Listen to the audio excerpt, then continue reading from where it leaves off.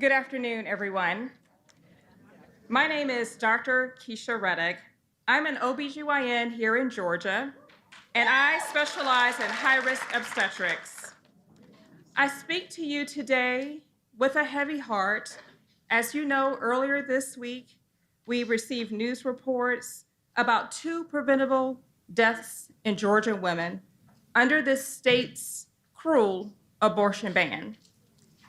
These reports confirm what we already knew, that abortion bans unleashed by Donald Trump are putting women's health and lives in peril. Take it from me. Every day I care for patients in Georgia under this extreme ban. I see fear in my patients' eyes. I see women who are left the state to get the care that they need, and those who are unable to do so. I watch medical students and other physicians avoid coming to our state or packing up their lives to move across the country in pursuit of building a life where they won't face jail time for upholding their oath. But back here in Georgia, we are left with fewer healthcare providers in a state facing the worst maternal mortality rates in the country. One of my patients, who's given me permission to discuss her, Callie, was forced to leave our state to get the health care that she needed. She recently shared her story as a part of the Harris Walz Fighting for Reproductive Freedom bus in Georgia 2 weeks ago. She introduces herself as an artist, a follower of Christ, and a dedicated mother. Last year, she was thrilled to find out that she was pregnant with twins, but testing revealed that one of her twins would not survive. She received counseling from multiple physicians and was ultimately left with the decision to terminate one of her twins, so that the other viable one could survive. She actually had to go to New York.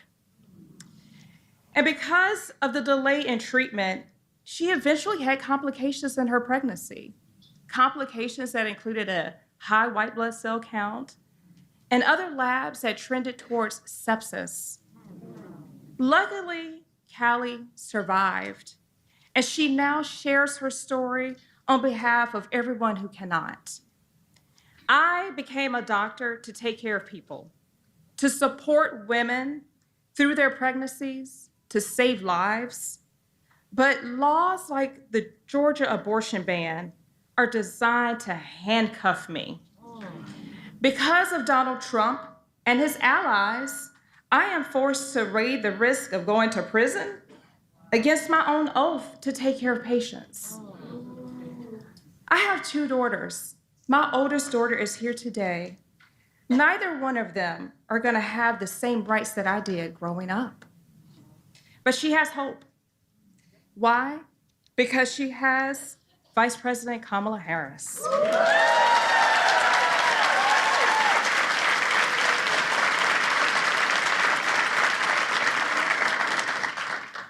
Vice President Harris has been fighting her whole career to protect women.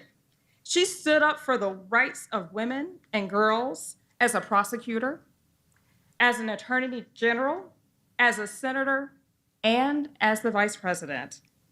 Since Roe v. Wade was returned, she has been leading the charge to restore reproductive freedom.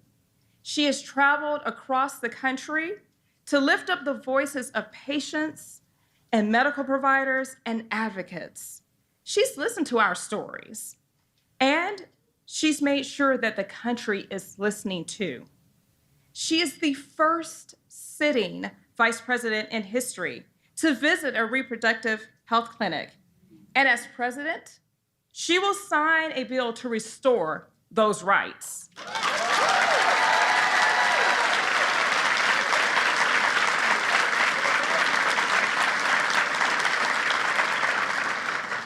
No one is more committed to reproductive freedom than Vice President Harris.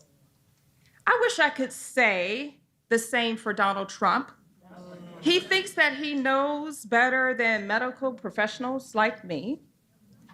And if given a second term, he will go even further to attack our reproductive freedoms. That is why we must do everything to elect Vice President Harris and Tim Walz.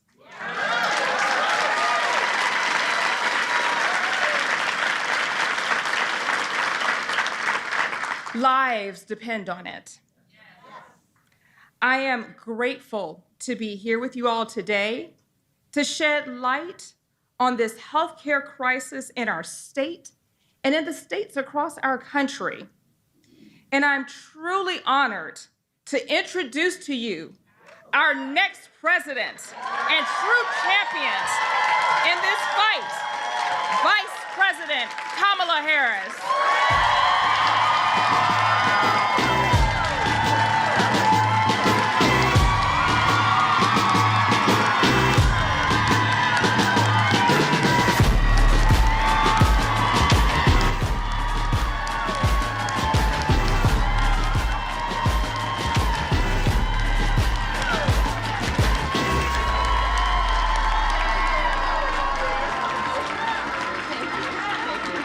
Can we please hear for Dr. Reddick? Please.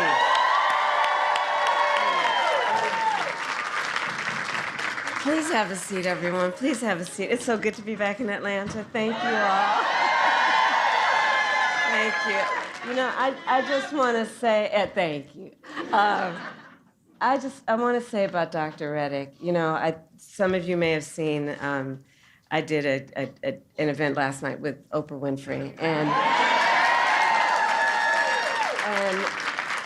and that it highlighted so many tragic stories, but it also highlighted so many important issues, which is why everyone has taken time out of your busy lives to be here this afternoon. And it highlighted the importance of a Dr. Reddick. Yes. Because the courage, Dr. Reddick, that you are showing in the face of these arcane and immoral laws to stand so publicly and talk about your commitment to your oath and to the health and well-being of people who need to be seen and treated with dignity is so extraordinary. And I do believe in moments of crisis, the world has a way of revealing the heroes among us. And I would say, Dr. Reddick, you are one of them. Thank you very much. Thank you. Thank you. Thank you. Thank you. And thank you to all of the elected and community leaders who have joined us today. Thank you, everybody who is here. So, Georgia, this election right here is a fight for the future. It is a fight for the future, and it is a fight for freedom. For freedom. And we know in America, freedom is not to be given. It is not to be bestowed. It is ours by right. It is ours by right. And that includes the fundamental freedom of a woman to be able to make decisions about her own body and not have her government telling her what to do. Yes, we must trust women. And we all know how we got here. When Donald Trump was president, he hand-selected 3 members of the United States Supreme Court, the Court of Thurgood and RBG, with the intention that they would overturn the protections of Roe v. Wade. And as he intended, they did. And now more than 20 states have Trump abortion bans. Extremists that have passed laws that criminalize healthcare providers, doctors and nurses, and punish women. In 2 states of those states, they provide for prison for life. Prison for life for healthcare providers for simply providing reproductive care, the care they so earnestly and rightly believe must be delivered. All Trump abortion bans. And think about this. Many of these bans make no exception even for rape and incest. Now, many of you know I started my career as a prosecutor, specializing in crimes of violence against women and children. What many of you may not know is why. So when I was in high school, my best friend, I learned, was being molested by her stepfather. And I said to her, look, you got to come and stay with us. I called my mother. She said, of course she does. And she came and she stayed with us. And so I made the decision early in my life that I wanted to do the work that was about protecting the most vulnerable among us and doing the work that was about giving them dignity in the process.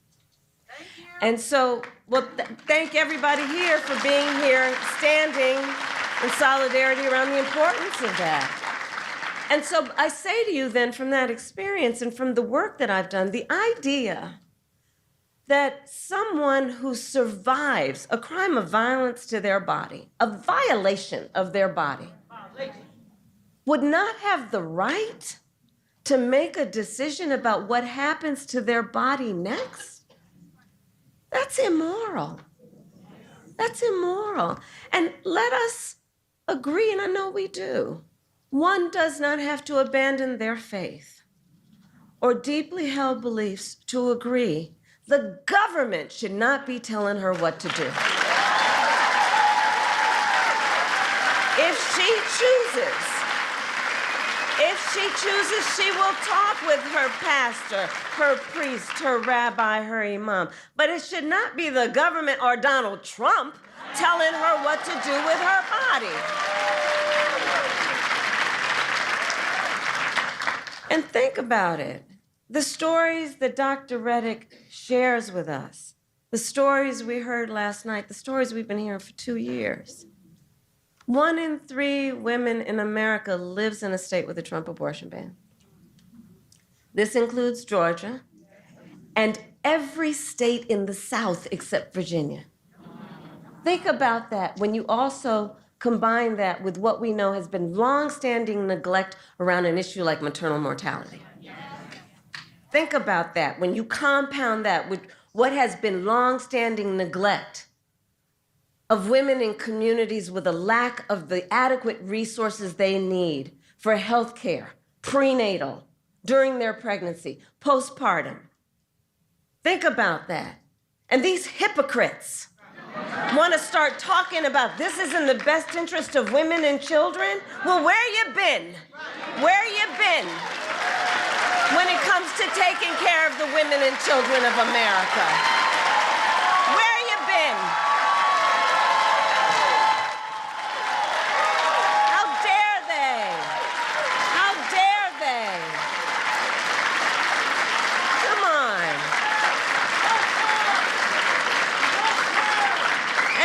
And we understand the impact of these bans and the horrific reality that women and families, their husbands, their partners, their parents, their children are facing as a consequence every single day. Since Roe was overturned, I have met women who were refused care during a miscarriage, wanted to have a child, suffering a miscarriage. I met a woman, I've actually met several, who were turned away from the emergency room. One at early stages after the Dobbs decision came down told me with tears, she was with her husband, about how only when she developed sepsis did she receive emergency care. Only when she developed sepsis did she receive emergency care. And now we know that at least 2 women, and those are only the stories we know, here in the state of Georgia, died because of a Trump abortion ban. One, and we heard about her story last night, a vibrant 28-year-old young woman. She was ambitious. You know, I talked with her mother and her sisters about her, and they described such an extraordinary life of a person. She was excited. She was working hard. She was a medical assistant. She was going to nursing school, raising her 6-year-old son. She was really proud that she had finally worked so hard that she gained the independence Her family was telling me that she was able to get an apartment in a gated community with a pool for her son to play in. She was so proud, and she was headed to nursing school. And her name, and we will speak her name, Amber Nicole Thurman. Amber Nicole Thurman. Amber Nicole Thurman. That's right. And she had her future all planned out. And it was her plan. You know, let's understand, just take pause on that for a moment. She had her plan, what she wanted to do for her son, for herself, for their future. And so when she discovered that she was pregnant, she decided she wanted to have an abortion. But because of the Trump abortion ban here in Georgia, she was forced to travel out of state to receive the health care that she needed. But when she returned to Georgia, she needed additional care. So she went to a hospital. But you see, under the Trump abortion ban, her doctors could have faced up to a decade in prison for providing Amber the care she needed. Understand what a law like this means. Doctors have to wait until the patient is at death's door before they take action. You know, on the other side of my, you know, the other folks, Trump and his running mate, and they'll talk about, oh, well, yeah, but I do believe in the exception to save the mother's life. Okay, all right, let's break that down, shall we? Let's break that down. Let's break that down. So we're saying that we're going to create public policy that says that a doctor, a healthcare provider, will only kick in to give the care that somebody needs if they're about to die? Think about what we are saying right now. You're saying that good policy, logical policy, moral policy, humane policy is about saying that a healthcare provider will only start providing that care when you're about to die?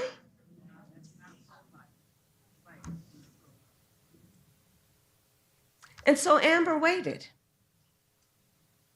20 hours. 20 hours. Excruciating hours. Until finally she was in enough physical distress that her doctors thought they would be okay to treat her. But it was too late. She died of sepsis.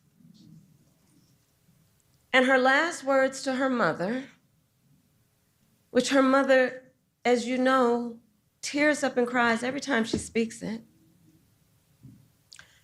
Last words to her mother, promise me you'll take care of my son.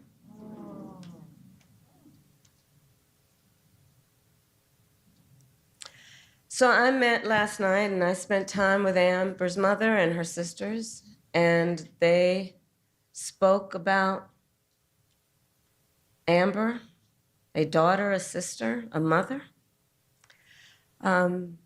with the deep love that you can imagine, and how terribly they miss her. And their pain is heartbreaking. It's heartbreaking. Amber's mother, Shanette, told me that the word preventable is over and over again in her head when she learned about how her child died. The word preventable. She can't stop thinking about the word that they spoke to her. It was preventable.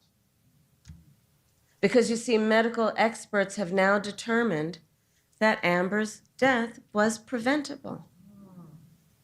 And through the pain and the grief of her mother, who courageously told her story, I promised her, as she has asked, that we will make sure Amber is not just remembered as a statistic. That she will not just be remembered as a statistic. So that people will know she was a mother and a daughter and a sister, and that she was loved, and that she should be alive today. And that she should be alive today. And many of us remember, there's so many leaders here, from 2 years ago when the Dobbs decision came down. We knew this could happen. There is a word, preventable, and there is another word, predictable.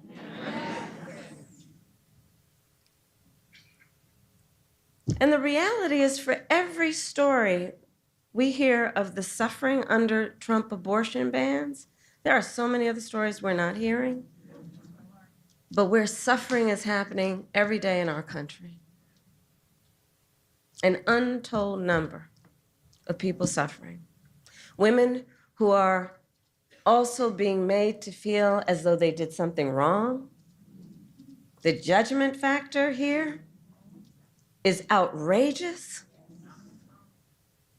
Being made as though to feel as though they are criminals, as though they are alone.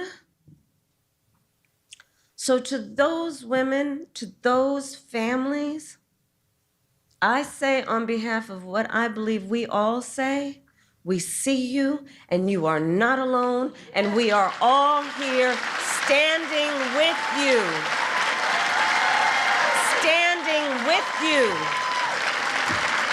You are not alone. You are not alone.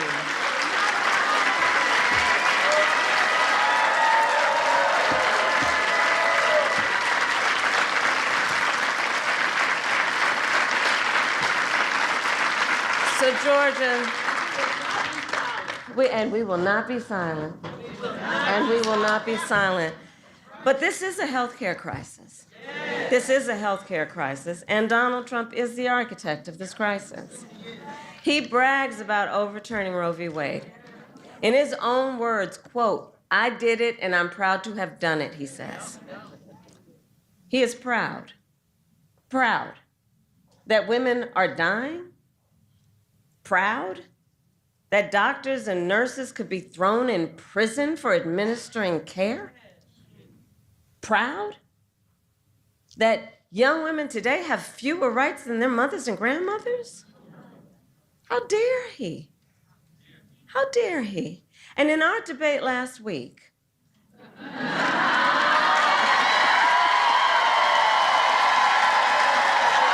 that was fun.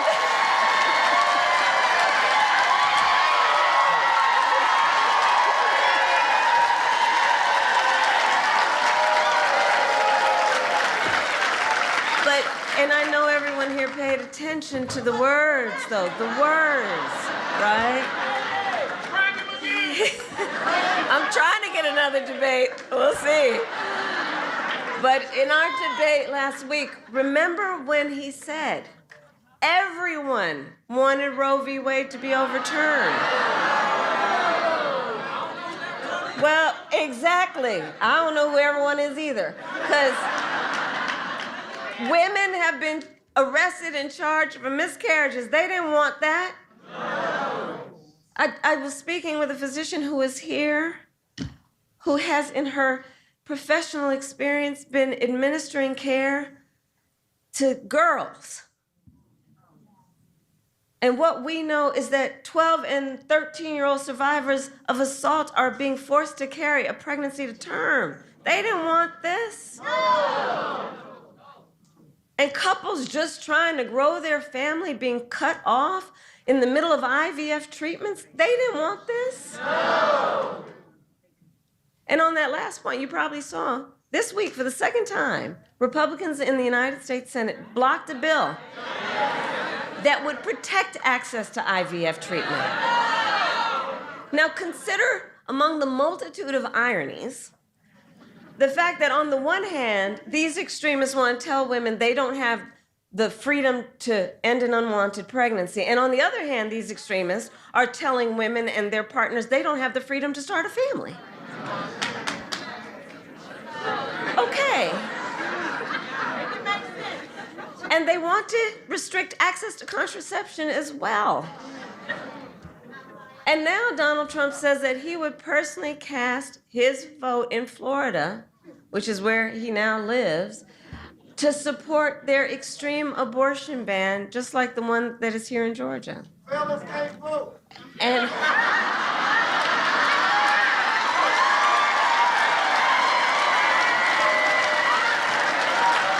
well, that's a whole different policy discussion that we'll have for another day. But let's understand, if he is elected again as president, Donald Trump will go further. But we know what we're up against, and we must speak of the stakes. We must remind, everybody here knows, but we gotta remind our friends, our neighbors, our co-workers, the stakes are so high. Because if he is elected again, I am certain he will sign a national abortion ban, which would outlaw abortion in every single state. And he would create a national anti-abortion coordinator. Look at Project 2025. And force states to report on women's miscarriages and abortions. It's right there. I can't believe they put that Project 2025 in writing. They literally put it in writing. They bound it. They handed it out. I mean, they are simply out of their minds.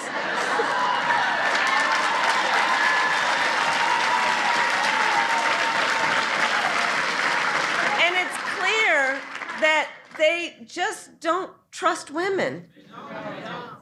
Well, we trust women. We trust women. And like Dr. Reddick said, when Congress passes a bill to restore reproductive freedoms, as President of the United States, I will so proudly sign it into law. I will so proudly sign it into law. Proudly sign it into law. So, 46 days to go. And let us remember that momentum on this and so many issues, momentum is on our side. Let's remember, since Roe was overturned, every time reproductive freedom has been on the ballot, from Kansas to California to Kentucky, in Michigan, Montana, Vermont, and Ohio, the people of America have voted for freedom. People of America have voted for freedom. And not just by a little, but by overwhelming margins, from so-called red states to so-called blue states, providing and making clear also, this is not a partisan issue. This is not a partisan issue. And it is proving that the voice of the people has been heard and will be heard again. And will be heard again. So, 46 days to go in probably the most consequential election of our lifetimes. And with that, then, today I ask Georgia, are you ready to make your voices heard? Do we trust women? Do we believe in reproductive freedom? Do we believe in the promise of America? And are we ready to fight for it? And when we fight, we win. God bless you.